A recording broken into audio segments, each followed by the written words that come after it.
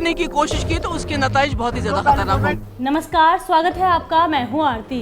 जम्मू कश्मीर में पीडीपी में बिखराव की खबरों से महबूबा मुफ्ती बौखला गई हैं और धमकी देने पर उतर आई हैं। इसे उनकी बौखलाहट ही कहा जाएगा कि बीजेपी को उन्होंने बहुत बड़ी धमकी दी है।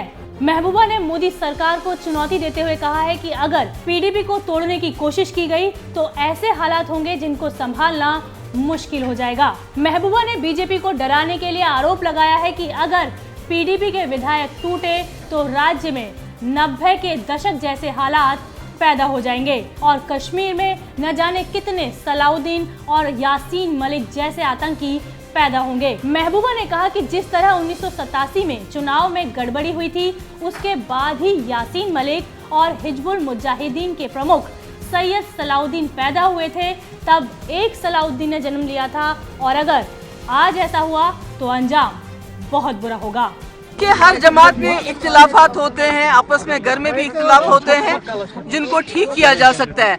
मगर अगर दिल्ली ने 27 की तरह जिस तरह 87 में उन्होंने यहाँ के अवाम के हुकूक पे वोट पे डाका डाला, अगर इस किस्म की कोई तोड़ फोड़ की कोशिश की गई तो मैं समझती हूँ जिस तरह 87 में एक सलाउद्दीन एक यासीन मलिक ने जन्म लिया, अगर आज उन्होंने किसी किस्म की दिल्ली के बगैर कोई तोड़ फोड़ नहीं हो सकती है।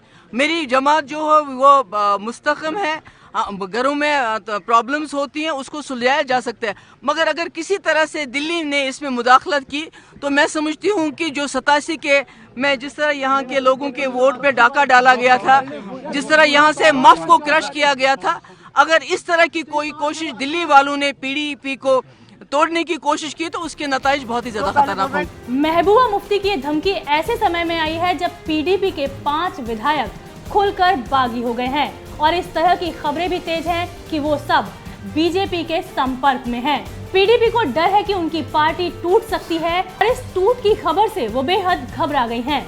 महबूबा के इस बयान पर बीजेपी नेता रविंद्र रैना ने कड़ी आपत्ति जताई है। उन्होंने कहा कि बीजेपी ऐसी कोशिश नहीं कर रही और वो सिर्फ राज्य में शांति, सुशासन और विकास लाना चाहती है।